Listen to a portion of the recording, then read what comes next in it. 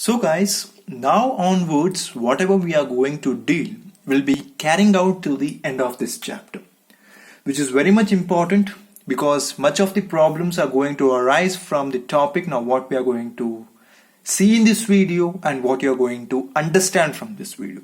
Unless and until you don't understand these properties, of course you will not be able to solve the problems. And for your kind information, one problem with respect to this property is going to arise. So please pay attention while dealing with this next concept called as colligative properties. Colligative properties. So of course it is giving you the hint that whatever we are going to deal is certain property. Yeah.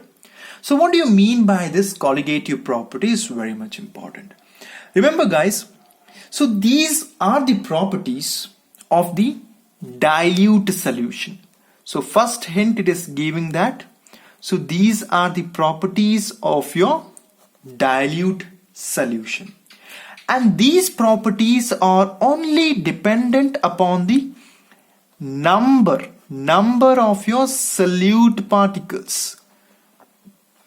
It is only depending upon the number of the solute particles and not on the nature of the solute particle, and not on the nature of your solute particles. And please stressing my words, please pay attention. So colligative properties are the properties of your dilute solution in which these properties are only dependent upon the number of the solute particles and not, it's a negative statement, and not on the nature of the solute particles. So these are the properties which are dependent upon how much it is present or how many it is present rather than bothering on how it is present. Able to understand? So it is only dependent upon the quantitative approach and not on the qualitative approach. So basically in these properties we are mainly going to learn the four main properties of your colligative. So one is called as relative lowering of vapor pressure. Relative lowering of vapor pressure is your one property. The second colligative property is called as elevation in boiling point. Elevation in boiling point. Third one, it is called as depression in freezing point. Depression in freezing point. And the last one is called as that of your osmotic pressure. So all these properties we are going to see one by one in our later videos. So in this particular video we will be dealing with this first important property, because each property we are going to derive certain formulas, and using that formulas we are going to solve certain problems. So first and the foremost thing, let us come with relative lowering of vapor pressure. Relative lowering of vapor pressure. So before understanding this part, I have a question for you. So my question is, of course, the same question. You're having a beaker or a container where you have filled water. So what is the boiling point of this water? Of course, you will be saying, yes sir, it is nearly 100 degrees Celsius. Okay, good. But my question to you is, if the same quantity of the water is added with NaCl, a solute, what will be the range of your temperature in the second beaker? Whether it would be greater than 100 degrees Celsius, whether it is going to be less than 100 degrees Celsius, or whether it is going to be equal to 100 degrees Celsius. The question is yours. 3 seconds, can you please answer?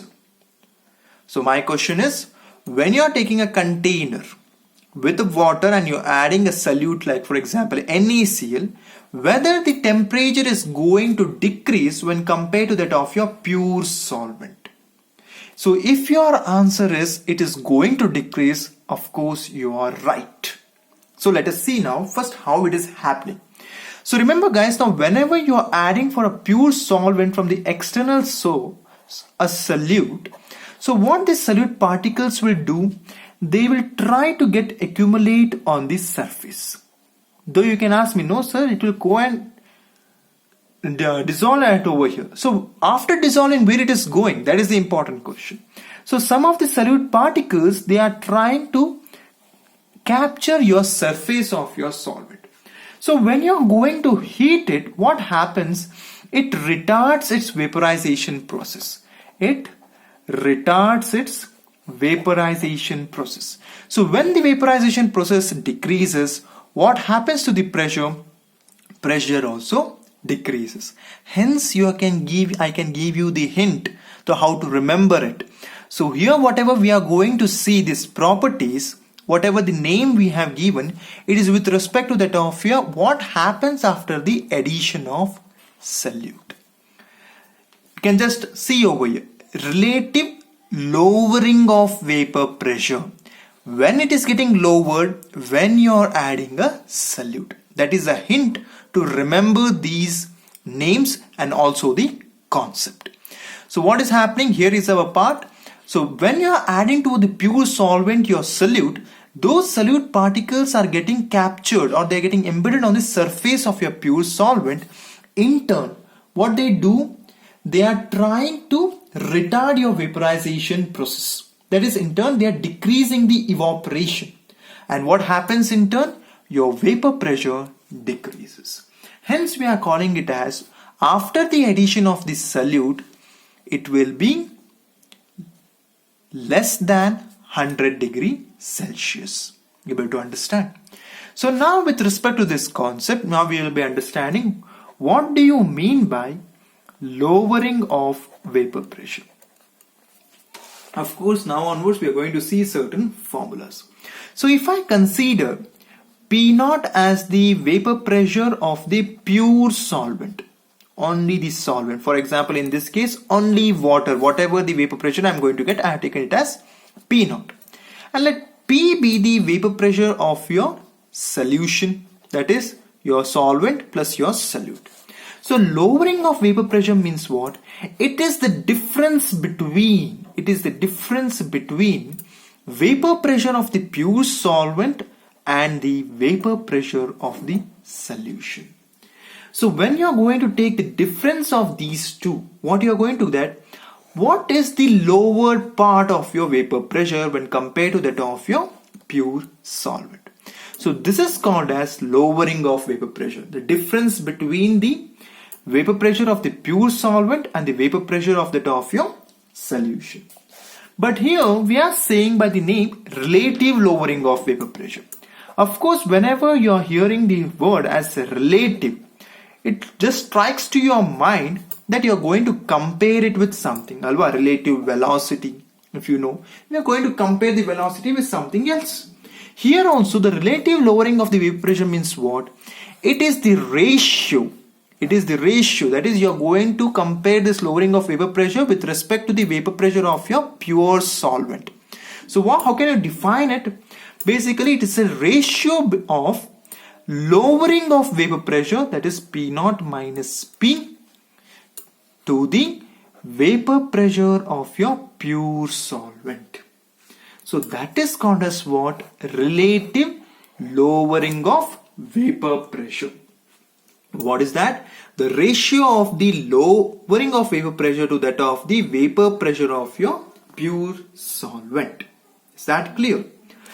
But from the Raoult's law we know what? P0 minus P, that is in terms you can write that P is directly proportional to your mole fraction. True.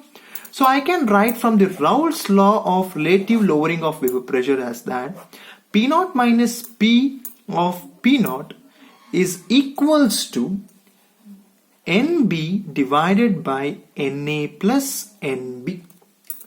That is, your NB is the number of the moles of your solute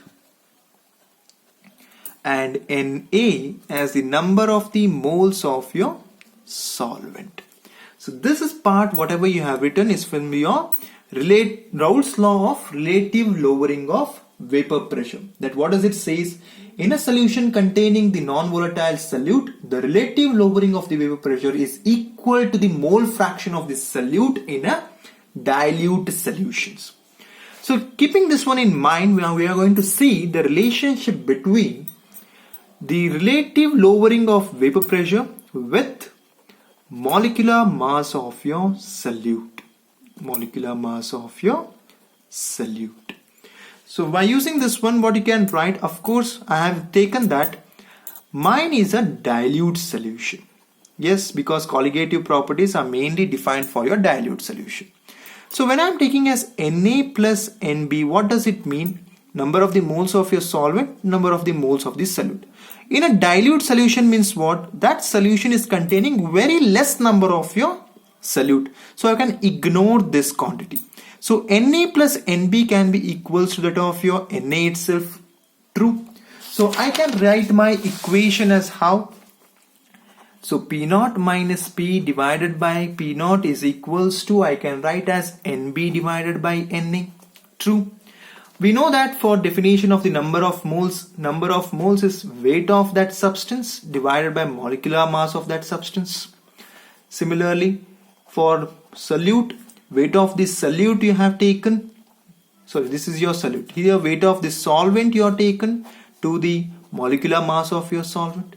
So just when you are going to substitute it, P0 minus P divided by P0 is equals to, I can write it as how? WB divided by MB into MA divided by WA. What I require, I want to know the molecular mass of your solute. Cross multiply. So you are going to get the final expression as MB is equals to WB into MA divided by WA into P0 divided by P0 minus P. Now you can ask me, sir, why we are doing it? Question is simple from your side. But I will say you one more question. What is the molecular mass of your NaOH? Of course, in a fraction of a second, you are going to say, sir, 40 grams. What is the molecular mass of your NaCl? Of course, you will be calculating for it. Your Na is some grams plus your 35 plus 0.5 and you will be giving us some Y grams. Of course, you are going to give me what is that Y means. But now my question is, how you are saying the molecular mass of the solutes? That is NaOH 40 grams. How you are saying? Of course, some scientist has given us. How did that scientist got these answers? The same thing you are doing over here. You are going to calculate the molecular mass of the solute by knowing whatever the partial pressures and whatever the weight of the substance you have been taken. So by this colligative properties, you are going to say or you are going to derive an approach to determine what are the molecular mass of the solutes which will be given to you. In case if you are a scientist and you have been given with a new solute, by these methods you are easily able to understand and you are easily able to calculate what will be the molecular mass of the solute given to you. So in our next video, we are going to see one more important colligative property, and the hint they have given you as elevation in boiling point. So remember, whatever the lowering, elevation, depression, it is only after the addition of solute. So I am giving you the hint. So we are going to study the boiling point, of course. So what is happening in that part? After the addition of the solute, there will be an elevation in the boiling point. So in our next video, we are going to see the another colligative property called as elevation in boiling point.